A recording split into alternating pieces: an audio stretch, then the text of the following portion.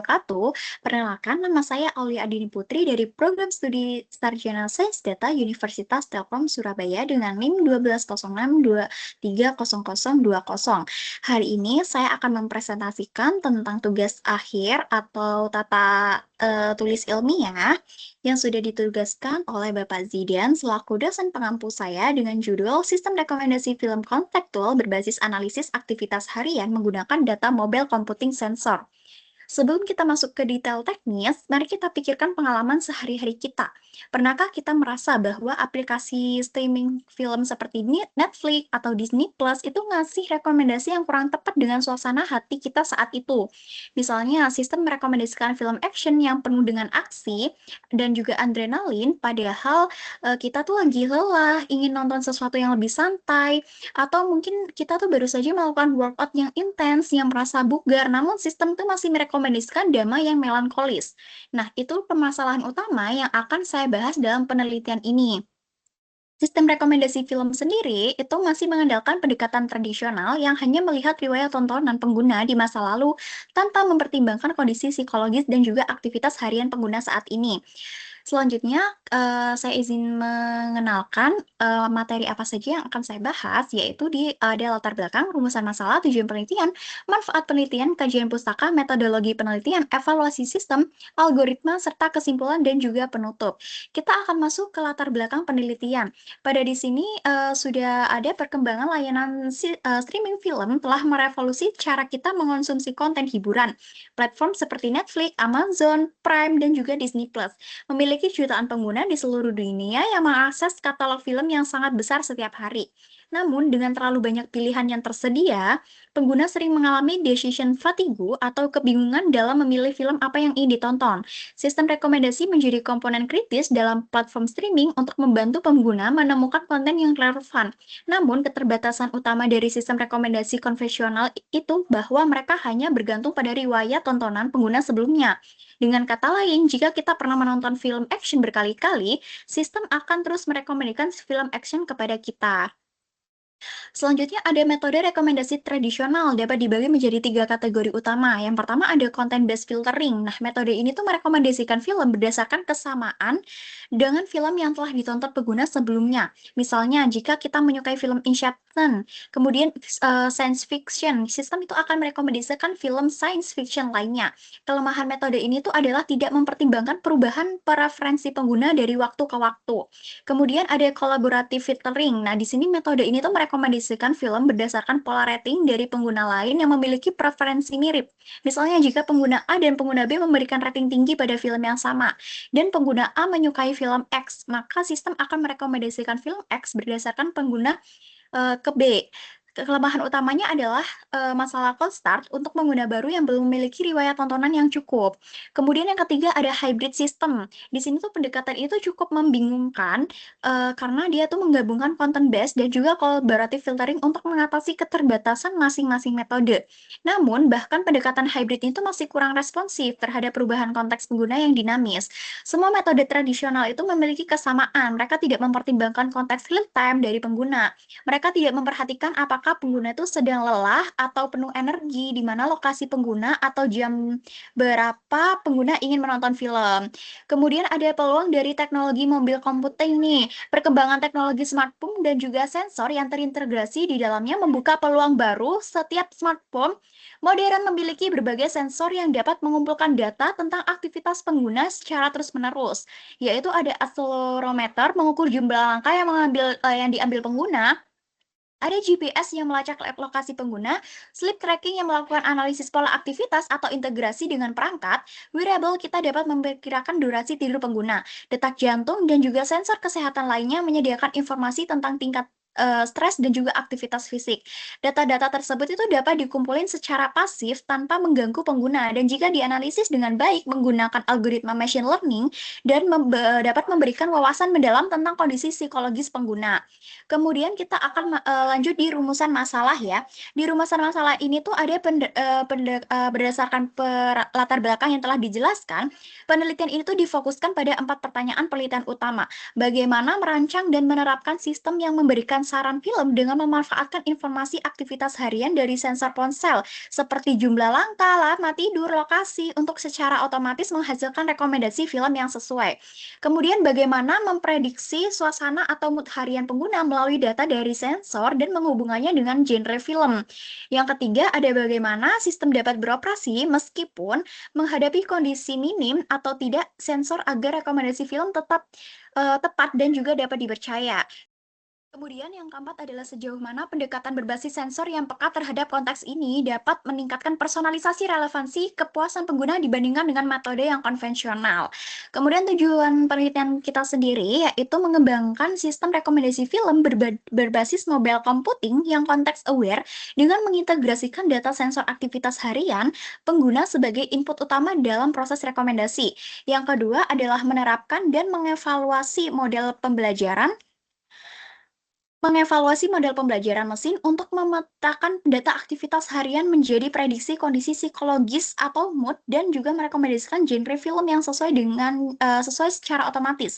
Merancang mekanisme warning dan sistem dapat mengatasi keterbatasan sensor agar rekomendasi tetap akurat meskipun data yang diperoleh itu terbatas. Yang keempat yaitu membuktikan bahwa sistem rekomendasi itu dikembangkan mampu meningkatkan personalisasi dan juga kualitas pengalaman pengguna secara signifikan dibandingkan klasik yang hanya berbasis histori tontonan. Selanjutnya kita adalah ke manfaat penelitian. Manfaat penelitian sendiri kita tuh memberikan pendekatan baru dalam sistem rekomendasi film yang mampu memperhitungkan konteks aktivitas harian secara otomatis melalui data sensor mobile.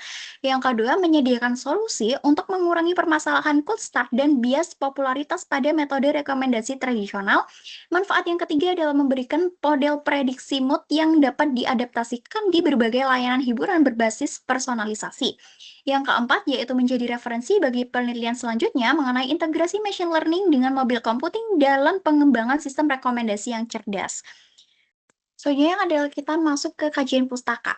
Di kajian pustaka sendiri merupakan penelitian terapan di bidang sistem rekomendasi yang memanfaatkan metode pembelajaran mesin dan juga sensor perangkat mobil untuk membangun sistem rekomendasi film konseptual berbasis aktivitas harian pengguna.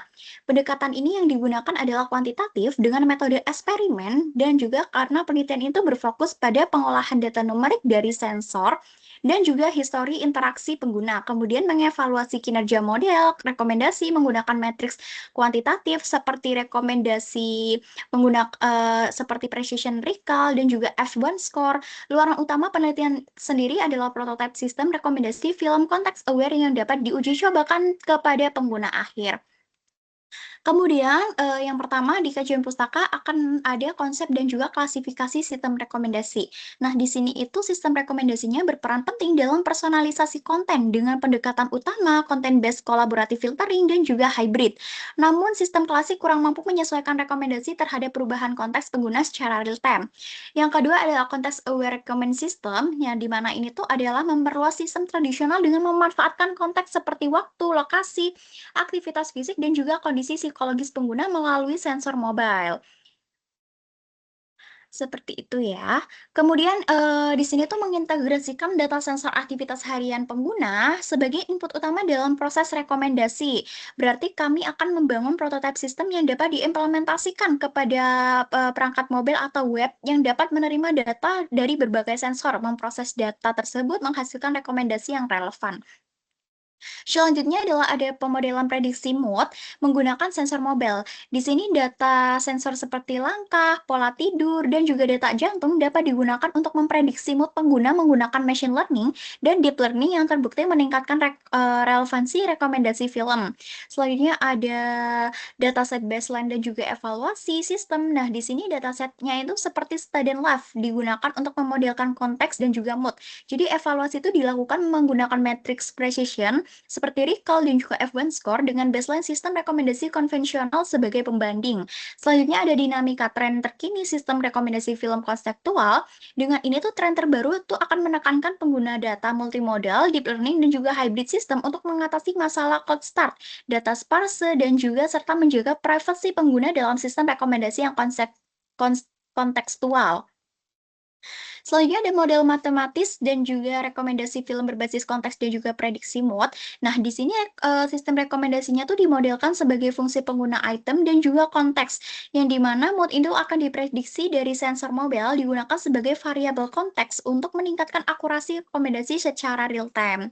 Selanjutnya kita masuk ke dalam metodologi penelitian.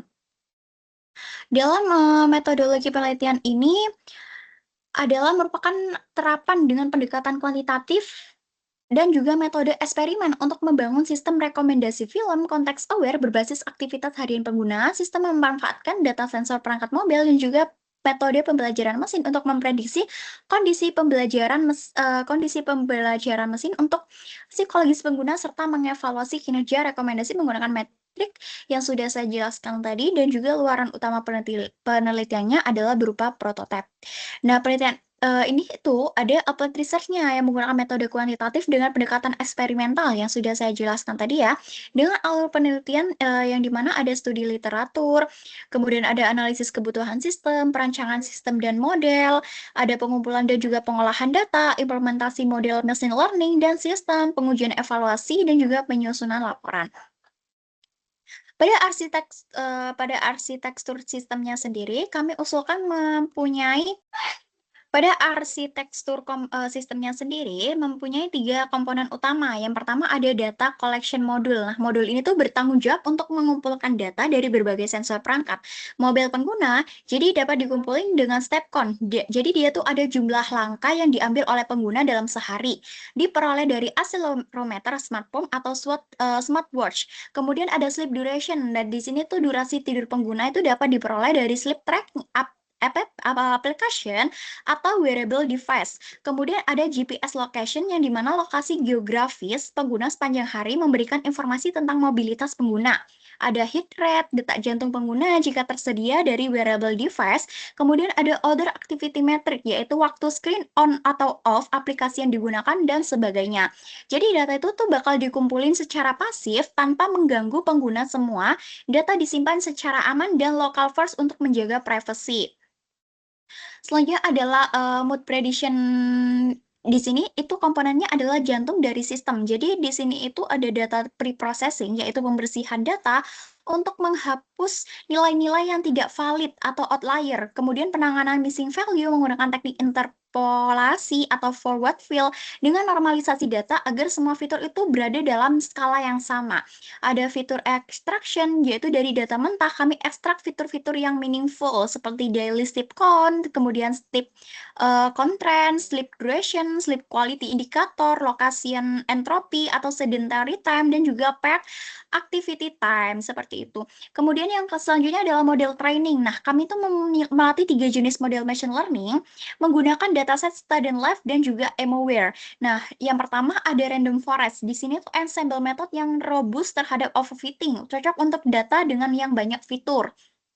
Kemudian menggunakan XGBoost. Jadi dia tuh gradient boosting, method yang powerful, sering memenangkan kompetisi machine learning. Kemudian ada neural network. Dan di sini tuh ada deep learning yang approach banget yang dapat menangkap nonlinear relationship. Jadi setiap model itu dilatih untuk melakukan klasifikasi mood ke dalam 3-5 kategori. Misalnya lelah, netral, bersemangat, atau lelah, netral, agak bersemangat, dan juga bersemangat. Seperti itu. Kemudian ada model evaluasi. Di sini model evaluasi sendiri yaitu ada akurasi, presentasi, prediksi yang benar. Ada precision, yaitu prediksi positif, berapa banyak yang benar-benar positif, recall dari yang sebenarnya positif, berapa banyak yang terdeteksi, dan juga F1 score harmonic mean dari precision recall. Model dengan F1 score tertinggi akan dipilih sebagai komponen utama dalam mood prediction module. Kemudian ada Context Aware Recommender Engine yang sudah saya jelaskan tadi, yang ada pada kajian pustaka, yaitu setelah mood diprediksi, recommender engine itu menggunakan informasi ini tuh bersama dengan faktor konteks lain untuk menghasilkan rekomendasi, yaitu mood to genre mapping. Jadi di sini tuh kami tuh ngebuat pemetaan antar kategori mood dan juga genre film yang sesuai. Kalau misalnya lelah, nanti akan disarankan ke komedi, drama santai, atau romance. Kalau yang netral, berbagai genre dengan preferensi histori sebagai secondary factor. Kemudian kalau bersemangat akan direkomendasikan misalkan action, trailer, adventure, atau sport drama. Pemetaan itu dapat diinformasikan dari mana? Dari literatur penelitian tentang psikologis film dan juga emosi, user preference dari dataset training, dan juga domain knowledge dari expert dalam film. Kemudian selanjutnya ada contextual modeling nih. Kami itu menggunakan pendekatan contextual metric factorization untuk meningkatkan akurasi rekomendasi fungsi prediksi. Untuk rekomendasi fungsi prediksi rating yang diformulasikan di mana ada rumusnya, yaitu rating rata-rata global, kemudian ditambah dengan bias pengguna dan film, kemudian ditambah dengan vektor fitur pengguna serta vektor fitur film dan vektor fitur konteks termasuk mood yang akan diprediksi. Selanjutnya ada fallback mechanism nih. Nah, di sini jika data sensor itu tidak tersedia atau tidak lengkap, sistem itu akan mendeteksi bahwa data itu tidak lengkap, menonaktifkan mood prediction, kembali ke metode collaborative filtering atau content based filtering, menampilkan warning kepada pengguna seperti rekomendasi pada hari ini itu tidak sepenuhnya berbasis analisis aktivitas real time. Jadi kami itu menggunakan pendekatan fallback. Selanjutnya ada ranking presentation. Nah, di sini dari hasil rekomendasi tadi, sistem itu akan melakukan ranking menggunakan metrik relevance yang dikombinasikan dari predicted mood, match, user preference history, item popularity, cold start handling untuk pengguna atau film baru, serta hasil akhir adalah ranked dari list rekomendasi film yang akan disajikan kepada pengguna. Selanjutnya data yang akan digunakan. Di sini datanya ada data primary yaitu dataset publik. Nah, di sini itu student life dataset.